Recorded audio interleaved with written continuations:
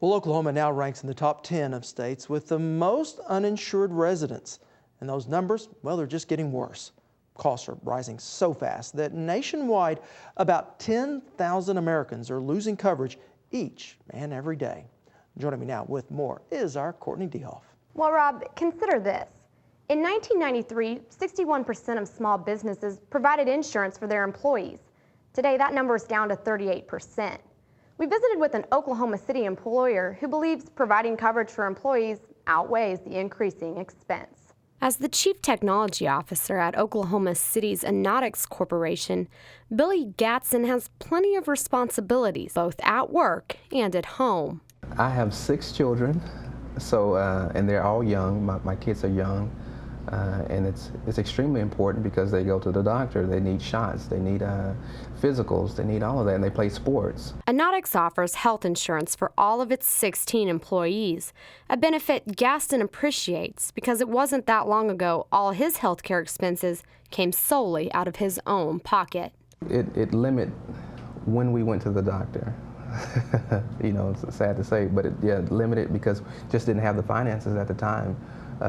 That's a fear of a lot of people that I know that does not have the coverage. According to the Small Business Administration, 2 of every 5 small companies doesn't offer company-sponsored health insurance. Yet at Anotics, employees have full coverage, with the company even picking up the premium. Anotics President Mike Johnson. I've worked at other companies that don't take care of their employees like I thought we should have been taken care of. So when we started the company, I originally thought we're going to do a company that would take care of the employees like I thought we should have been taken care of at other places. Mike's mother and partner in the business, Sandy Johnson, says the benefits they offer are very important to all her employees, even the younger ones. That's as important as their hourly rate when they first get out of college, because they've been on their, for the most part, they've been on their parents' insurance all this time, and now they're looking at coverage for themselves. But this coverage does come at a cost. It's expensive, and we plan for it in our budget, but it's become very important to us as an employer in order to maintain good employees and in order to retain good employees and keep them here. Johnson says with her 16 employees, it costs the company about $60,000 a year, an amount that is well above what they started paying just a few years ago. We increased about 30% over the last 3-4 years, and so we aggressively look when our insurance is premiums are due. We aggressively look for competitive insurance coverage. At 25 years of age, Jason Close is the type of employee most companies want to attract and hold on to. Close is a software engineer at Anotics, and in researching his healthcare options, came across something called a health savings account.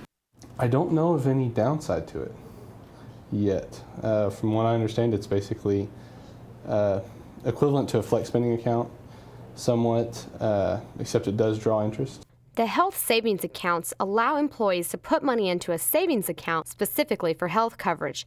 As long as the money is used for health care, it is tax-free. You can actually plan for those things financially a little better than just trying to come up with the money as you go. With a pregnancy or something, anything like that, you're going to pay a lot of money anyways. You might as well make it pre-taxed. A plan that Sandy Johnson says will benefit all her employees. We're probably going to change to that. We're probably 90% sure we're going to change to that. Because like most small employers, Anotics is feeling the pinch of ever-increasing health care costs.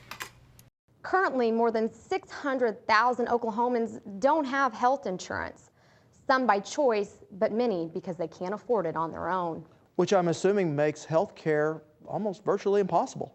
It does, Rob, and it's sad. It's the people without insurance that are paying more for the same services as people with insurance plans.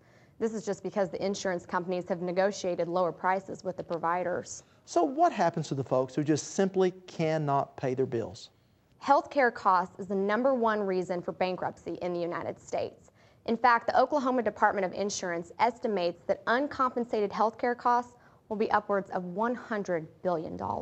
Certainly an important story. Thank you, Courtney.